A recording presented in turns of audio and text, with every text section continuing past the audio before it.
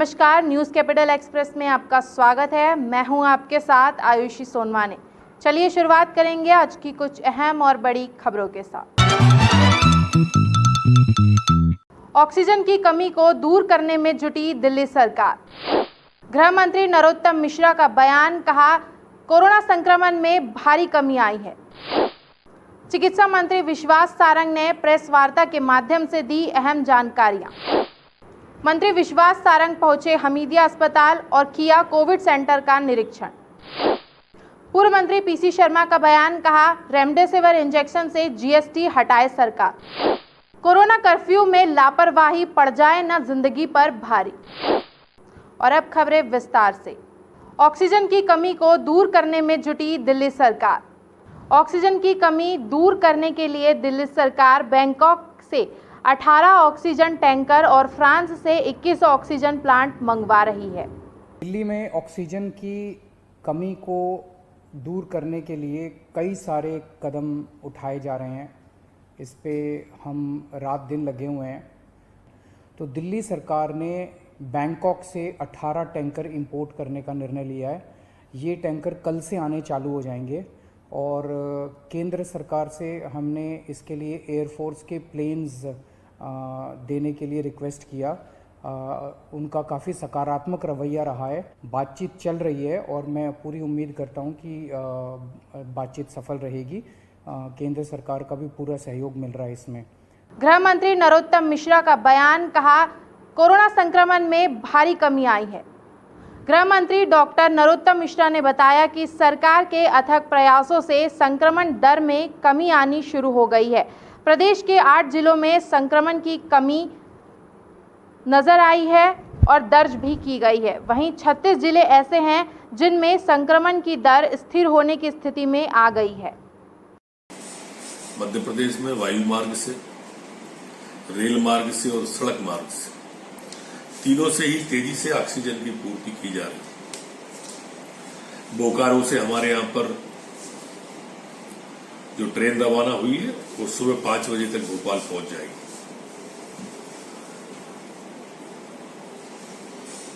वायुयान से भी टैंकर, अंगुल, उड़ीसा, इन जगहों से भी टैंकर लगातार आ रहे हैं। चिकित्सा मंत्री विश्वास सारंग ने प्रेस वार्ता के माध्यम से दी अहम जानकारियां। चिकित्सा मंत्री विश्वास सारंग ने प्रेस वार्ता में जानकारी देते हुए बताया कि बोकारो से संजीवनी एक्सप्रेस मंडीदीप पहुंच चुकी है, जो भोपाल सहित प्रदेश के कई इलाकों को ऑक्सीजन प्रदान करेगी। और हमारे प्रधानमंत्री ने ट्रांसपोर्टेशन के 3 मोड का उपयोग कर देश के हर हिस्से में ऑक्सीजन पहुंचाने की व्यवस्था की है।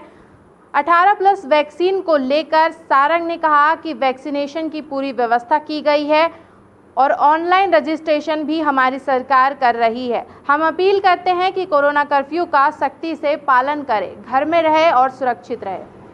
प्रयास किए हैं, अस्पतालों में बेड्स बढ़ाने की पूरी प्लानिंग की है और हमने बेड बढ़ाए हैं। ऑक्सीजन की आपूर्ति सुनिश्चित की है। पूरे प्रदेश में लगातार मेडिकल फैसिलिटीज़ को हम बढ़ा रहे हैं। संक्रमण की चेन को तोड़ने के भी उपाय हो रहे हैं और उसी का रिजल्ट है कि थोड़ी सी गति मध्यम हुई है, परंतु पूरी तरह संकट टला नहीं है। इसलिए हमें ये सुनिश्चित करना चाहिए कि हम सख्ती के साथ कोरोना प्रोटोकॉल का पालन करें। मंत्री विश्वास सारंग पहुंचे हमीदिया अस्पताल और किया कोविड सेंटर का निरीक्षण। चिकित्सा मंत्री विश्वास सारंग ने कोविड सेंटर का निरीक्षण किया। 680 बिस्तर के साथ भोपाल का सबसे बड़ा कोविड सेंटर है हमीदिया। मंत्री सारंग ने बताया कि कोविड के 320 आईसीयू बेड हमीदिया में हैं, जो कि भरे हुए हैं। साथ ही उन्होंने बताया कि वीडियो कॉल के माध्यम से रोजाना मरीजों की उनके परिजनों से बात कराई जाती है। हमीदिया अस्पताल में नया एसडीओ वार्ड भी बनाया जाएगा। आज मैंने गांधी मेडिकल कॉलेज के हमीदिया अस्पताल का दौरा किया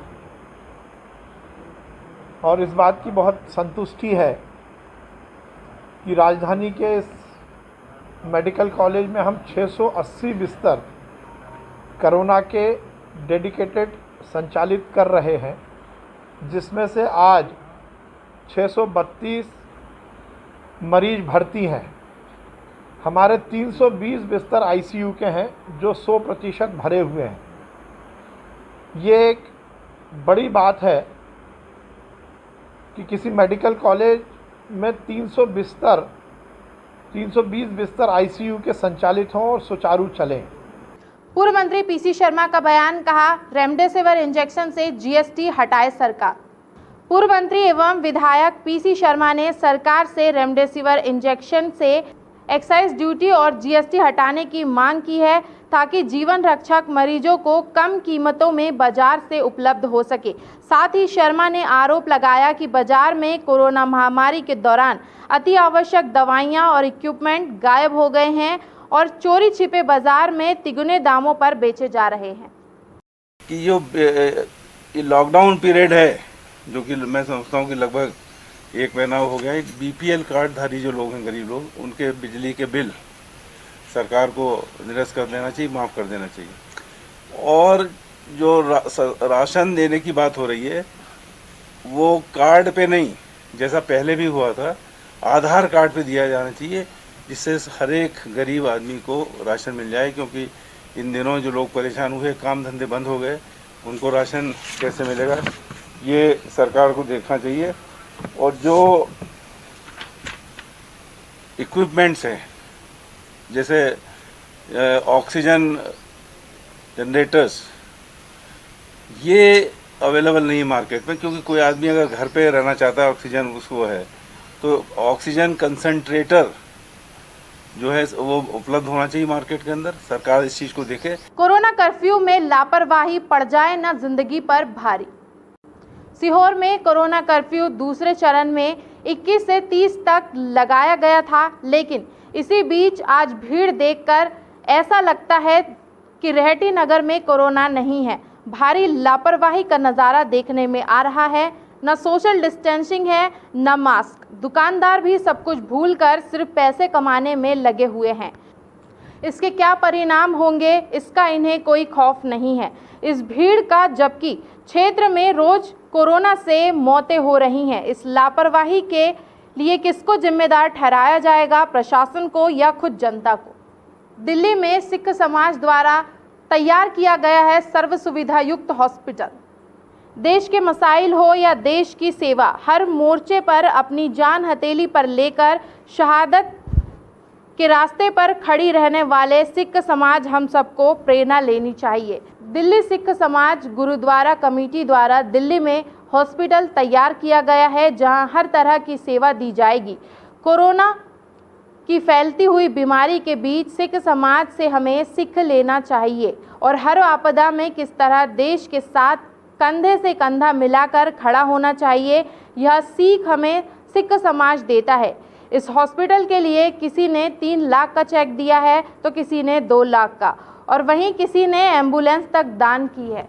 ये है बाला साहब हॉस्पिटल का पहला दिन, जो कि सराय काले खां के पास है दिल्ली में। कल ये खुला है।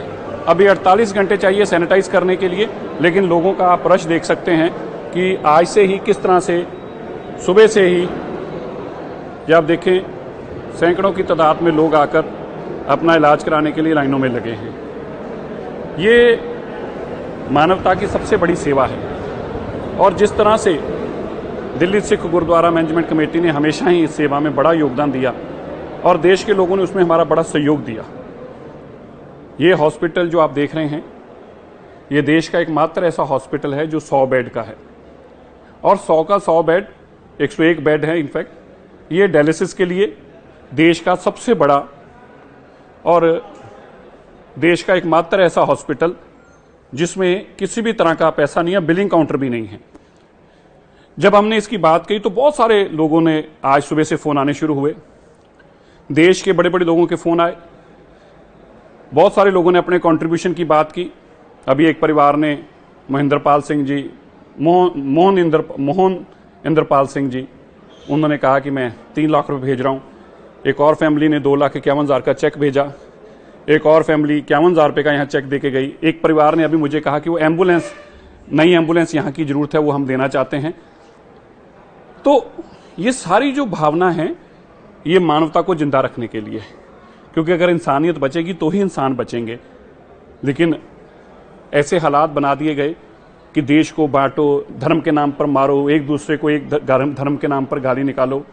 मेरे दोस्तों, मेरे भाइयों, मैं आपसे ये आग्रह करता हूँ, देश की सरकारें हमें हमेशा से बांटती आई हैं, बांटती रहेंगी, लेकिन हमें इस चीज़ से बचना है। यहाँ आप जो देख रहे हैं ये मानवता को जिंदा रखने के लिए है और बड़ा ज़रूरी है। इसलिए जो लोग बुरा भला कहते हैं, कोई कह देता है शरारती लोग ये देशद्रोही हैं, कोई आतंकी बोल देता है, गालियाँ निकालना। अब आप बताएं, ये कोई बम नहीं है, ये कोई मिसाइल नहीं है, ये इंसान को बचाने के लिए है। ये मशीन हर इंसान को 3 दिन का जीवन देती है।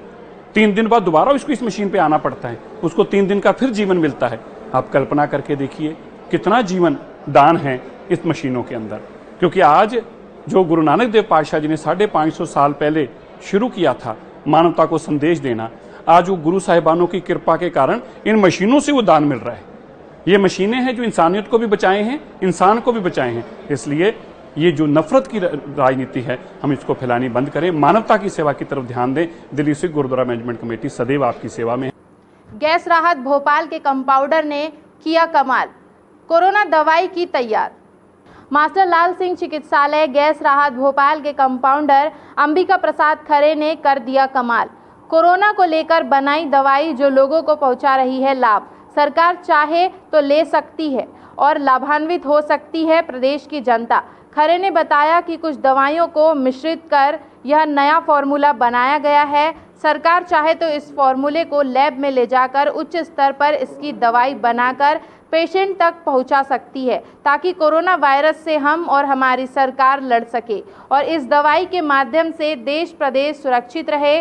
कोरोना से पीड़ित व्यक्ति भी संपर्क कर सकते हैं अंबिका प्रसाद खरे से। और पिछले 1 वर्ष से कोरोना जांच, कोरोना वैक्सीनेशन, कोरोना क्लिनिक में काम कर रहा हूं और मेरी सुबह 8 बजे से 2 बजे तक मास्टर लाल सिंह में ड्यूटी रहती है।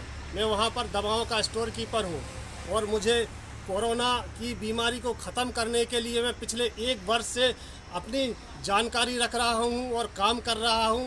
और अभी पिछले 15 दिन में लगभग 10 मरीजों को हमने जो कोरोना पॉजिटिव थे, जिनको अस्पताल से प्राइवेट अस्पताल से बाहर कर दिया गया था कि आप कोरोना पॉजिटिव हैं, जिनके फेफड़े सिटी स्कैन में 40% डैमेज थे, उनका हमने नंबर डाला हुआ है और उनको हमने 100% अच्छा किया। और हमारा चैलेंज है और हमारा वादा ये है कि हम कल सुबह 28 तारीख को सुबह 6 बजे सरकार के माध्यम से कोरोना को जड़ से ख़त्म करने के लिए काम चालू करेंगे और शाम को 6 बजे तक देश से, दुनिया से और भोपाल से कोरोना ख़त्म करेंगे। ये मेरा वादा है। व्यंजन भोपाल के डॉक्टर देवेंद्र ने बताया कि हमारे यहाँ हर तरह के मरीजों को भर्ती किया जा रहा है और सफल इलाज किया जा रहा है। पीबीजीएम हॉस्पिटल भोपाल, आराधना नगर, BMHRC के पास व्यंजन भोपाल के डायरेक्टर डॉक्टर देवेंद्र ने बताया कि हमारे हॉस्पिटल में सभी प्रकार के मरीजों को भर्ती किया जा रहा है। पीबीजीएम हॉस्पिटल को कोविड-19 सेंटर बनाया गया, जिसमें 80% पेशेंट ठीक हो रहे हैं और लोगों को यही संदेश दे रहे हैं कि घर में रहे, सुरक्षित रहे, मास्क लगाएं और सोशल डिस्टेंस का पालन करें और इस संकट की घड़ी में सबको एकजुट होकर काम करना है। अभी तो सारे हॉस्पिटल्स में इंक्लूडिंग आवर हॉस्पिटल हम कोविड-19 के पेशेंट्स ही रख रहे हैं, जिसमें सस्पेक्टेड और पॉजिटिव पेशेंट भी हम सर अभी ग्राफ देखा जाए जो आपके पेशेंट जो आपने लिया है, तो कितने पेशेंट मतलब यहाँ से रिकवर होके गए हैं और कितने मतलब ग्राफ सिर्फ एक ही हॉस्पिटल का ना देखते हुए अगर हम ओवरऑल ग्राफ देखें पूरे शहर का, तो उसी के तहत अराउंड 50% पेशेंट ही अभी लास्ट 8 से 10 दिनों में रिकवर हुए हैं। बाकी मॉर्टेलिटी काफ़ी ज़्यादा रही है, लेकिन रिसेंटली ऑक्सीजन प्लस बेड की अवेलेबिलिटी थोड़ी बढ़ती जा रही है, सरकार भी इसमें जागरूक हो रही है, तो सपोर्ट मिल रहा है, तो कंपैरेटिवली अब पेशेंट बेहतर हो रहे हैं। सर किन भोपाल के बड़े तालाब में युवक ने लगाई छलांग। सुबह 6:30 बजे सूचना मिली कि VIP रोड बड़े तालाब में एक व्यक्ति ने मोटरसाइकिल खड़ी कर तालाब में छलांग लगा दी है। यह सूचना मिलते ही नगर निगम के गोताखोर मौके पर पहुंचे, जिसके बाद सर्चिंग चालू कर युवक की डेड बॉडी को बाहर निकाला गया। युवक की गुमशुदा रिपोर्ट थाना तलैया में दर्ज कराई गई थी, लेकिन अभी तक पता नहीं चल पाया है कि युवक कहां का निवासी है। इस बुलेटिन में फिलहाल इतना ही। आगे की खबरों के लिए बने रहिए हमारे साथ और मुझे दीजिए इजाजत। नमस्कार।